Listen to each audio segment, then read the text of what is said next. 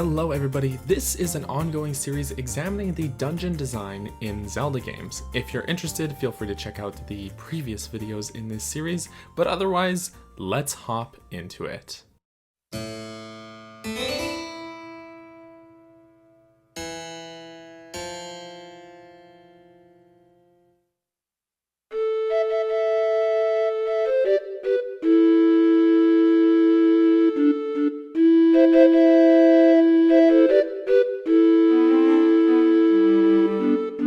So far, we've collected both Din's Pearl and Faror's Pearl, 2 out of a set of 3 relics needed to obtain the power needed to rescue Errol. Once more, the King of Red Lions will mark on our map our destination for the next pearl. There's again some more sailing, and we'll come up to Great Fish Isle. Now, if we were to follow the trend of the game so far, there would be a nice little village and maybe a dungeon to explore here, but that's simply not the case. In fact, the entire island has been ravaged and left in shambles. The King of Red Lions will express worry that the water spirit, Jaboon, who resides here may have been attacked by Ganondorf, but just then Quill, the Rito postman, will show up. He'll explain that Jaboon did escape before the attack and is now residing at Outset Island, our hometown. He also apologizes and explains that he had given the same info to the pirates who then had set out for the island, but weren't able to gain access to the chamber where Jaboon resides, so they have retreated to Windfall. We can head over to Windfall and we'll find the pirates robbing the bomb shop so that they can get bombs to destroy the chamber door with. We can sneak aboard their ship, do this obstacle course with Nico, and steal the pirates' bombs. Tetra will sort of issue us a challenge, and we can race back to Outset, give Grandma a ferry and get some soup, and blow up said stone door. Inside, we'll find Jaboon, who has some back and forth with the King of Red Lions, before granting us Nehru's Pearl, without having to do a dungeon. Great. End of video. Thanks for watching, everybody. Just kidding. On that note, supposedly the actual next dungeon had to be cut from the game due to time constraints, which is why we sort of just get the pearl given to us. But alas, we carry on. We can set the pearls in these 3 corresponding statues on the Triangle Islands, which will activate, bringing up from the depths of the ocean the Tower of the Gods.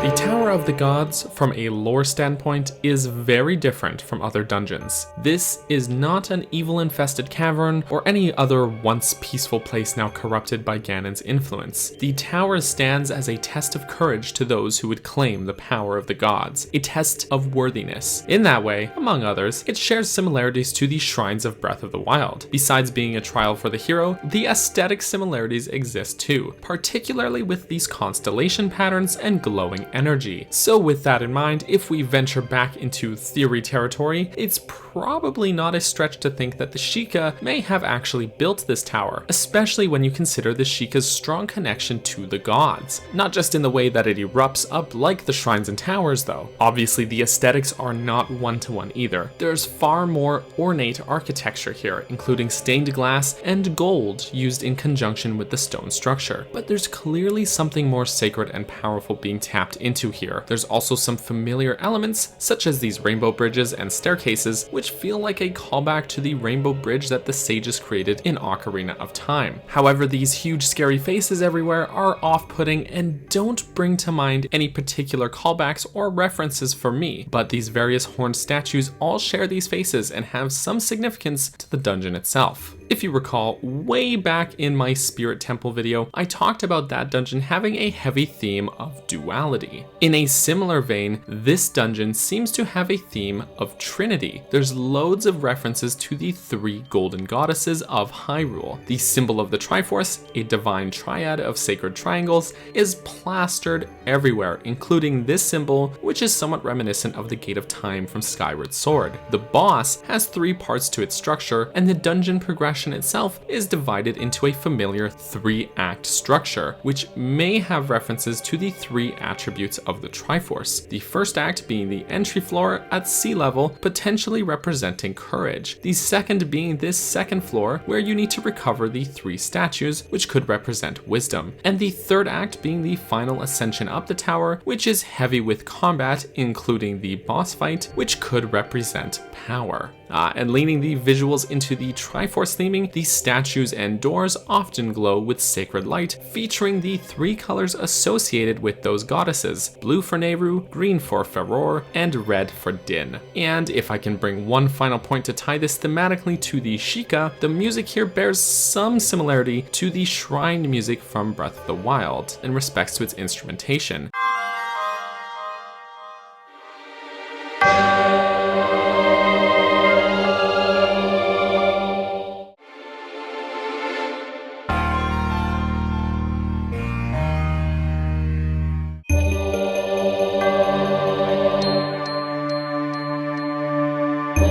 Including these choir voices, which kind of sound like the monks' voices.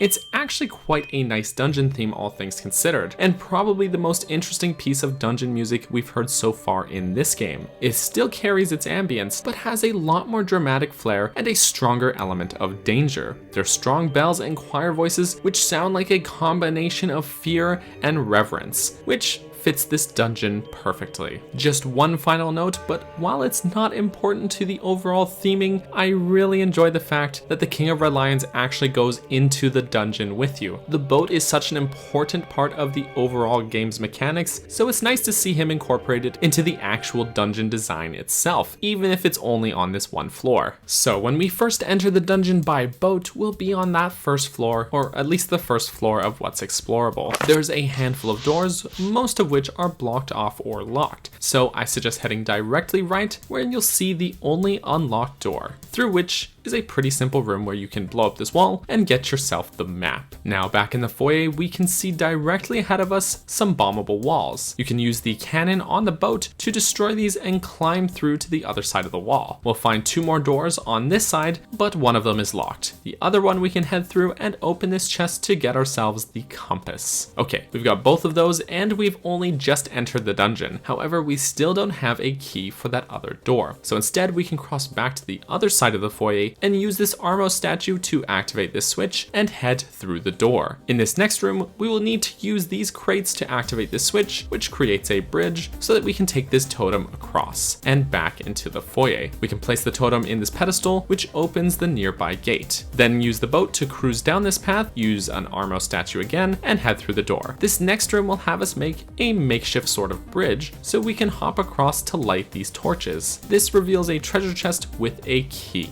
Now we can cross back through the foyer again and head into that locked door that we saw earlier. There's a second totem in this room. To get it, simply defeat all the enemies, which will trigger this staircase to appear. Now we can take this totem into the foyer and place it into its pedestal. With both totems in place, the water will stop flowing from the front of this wall to reveal a new path. We can head through and we'll be in this BMOS room. You'll want to sneak past it with these Armo statues to activate all 3 of these switches, which will power the elevators in this room. So we can ride them up to the second floor. And this is where I would say that second act of the dungeon begins. We'll find ourselves in this sort of central room, which has an altar in the middle and 3 doors. All but the one on the eastern end of the room are locked, so it's pretty clear which way to go. In the next hallway, we can ride this platform across the gap, and through the door, we'll find this statue. If you call him, he'll hop around and follow you, but you can also pick him up and carry him. Have him follow you along the path under the platform, then pick him up and take him through the door. Once Once we bring him back to the central room, he'll hop over to his pedestal near the altar. This will cause a stone tablet to appear on the altar where we can learn a new song,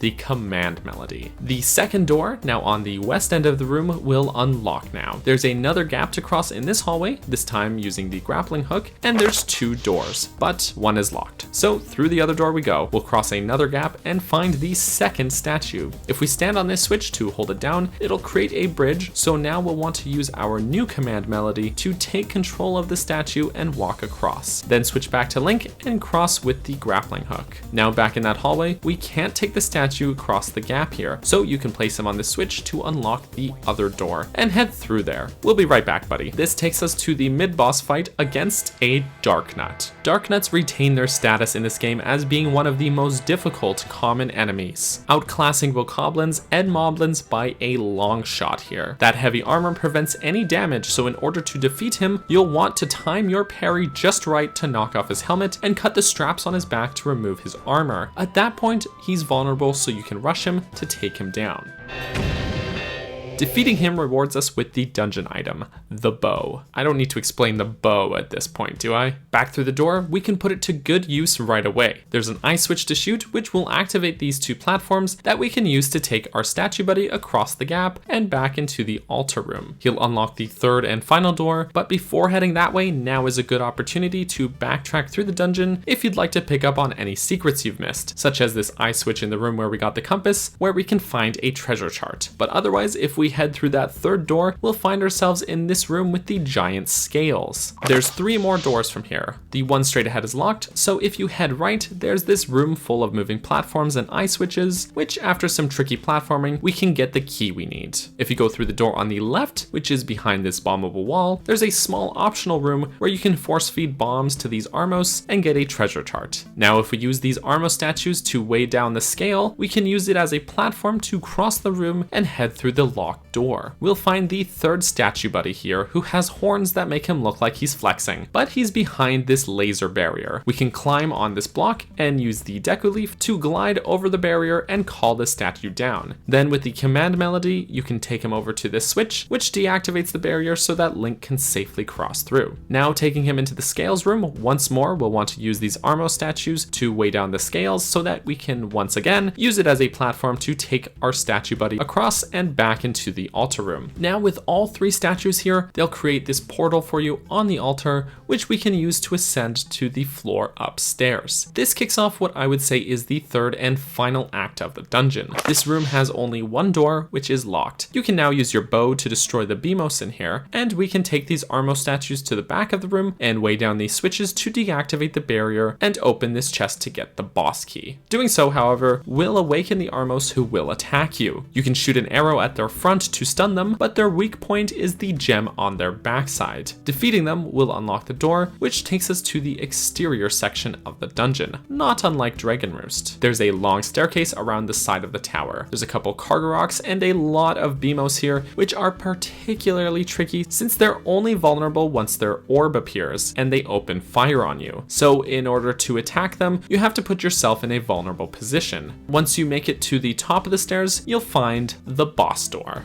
Inside the boss arena, we'll be greeted by a voice who congratulates us on making it this far and offers us one final challenge. He'll emerge from the wall in all 3 of his parts, a floating head and 2 giant hands.